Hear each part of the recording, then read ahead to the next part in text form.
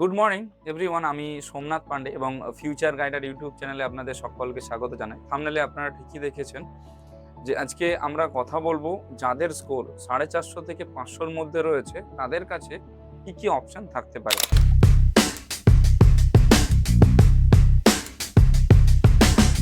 দেখুন, যাদের স্কোর 450 থেকে 500-র মধ্যে রয়েছে তারা প্রত্যেকেই ভাবছেন যে বা 500 লাগোয়া যাদের রয়েছে তারা প্রত্যেকেই ভাবছেন কি যে আমরা ওয়েট করব যদি আমাদের স্টেট কোটায় চলে আসে। আবার চাইছেন এদিকেও যে আমি ড্রপ দেবো না, এই বছর স্টেট কোটাতে অ্যাডমিশন নেব। একটু প্র্যাকটিক্যাল ভাবুন, যদি স্টেট কোটায় কোনো রকম ভাবে না হয় সেই ক্ষেত্রে কি করবেন। আমি কখনোই বলবো না যে না আপনারা ম্যানেজমেন্ট কোটাতে চলে যান, আরো অনেক অপশন রয়েছে। আপনারা বিডিএস এর দিকে যান, বিডিএস এর স্টেট কোটায় পড়ুন, বা পারলে আপনারা অ্যাব্রডের দিকে যান।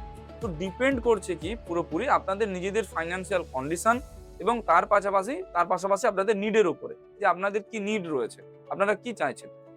আগে বুঝতে হবে আমাদেরকে যে এই স্কোরটা এই বছর অ্যাডমিশনের জন্য কতটা মাইনে রাখে।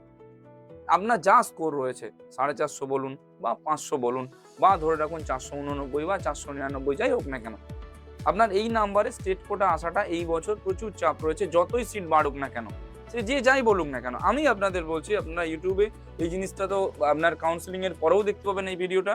আপনারা তখনও দেখবেন যে যাই বলুক না কেন, 499 হোক বা 489 হোক, এই বছর স্টেট কোটাতে পাওয়া প্রচুর চাপ রয়েছে। তো যদি আমাদেরকে অ্যাডমিশন নিতেই হয় এই বছর, তাহলে আমাদেরকে অলওয়েজ প্ল্যান বি একটা ইনক্লুড করতে হবে। সেটা কি হতে পারে? আদার স্টেটের কোনো কলেজ, বা এটাও হতে পারে বিডিএস এর কোনো স্টেট কোটা, আবার এটাও হতে পারে যে আমি অ্যাব্রড থেকে পড়াশোনা করব।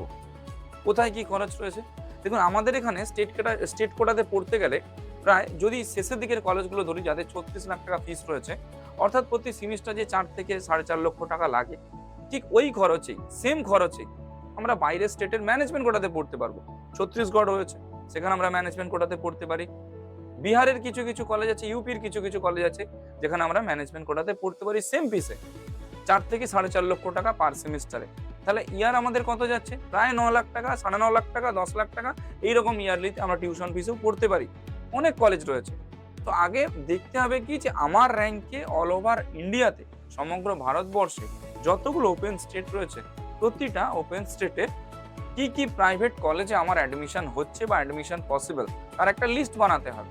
তারপরে আমি প্ল্যান এ প্ল্যান বিটা ফাইনাল করব, করে নিয়ে আমি এগোবো। একটা প্রসেসের মাধ্যমে এগোন, এবং পারলে সবার আগে যেটা করতে পারেন, আগে কলেজের লিস্টটা বানান আপনার র্যাঙ্কে কোন কোন কলেজ আসতে পারে, তারপরে আপনারা মুভমেন্ট করুন। অ্যাডমিশন রিগার্ডিং যদি কারো কোনো হেল্প লেগে থাকে, আপনারা আমাদের সঙ্গে জুড়তে পারেন। আমরা রয়েছি সব রকম ভাবে আপনাদের গাইডেন্স প্রোভাইড করার জন্য। Thank you.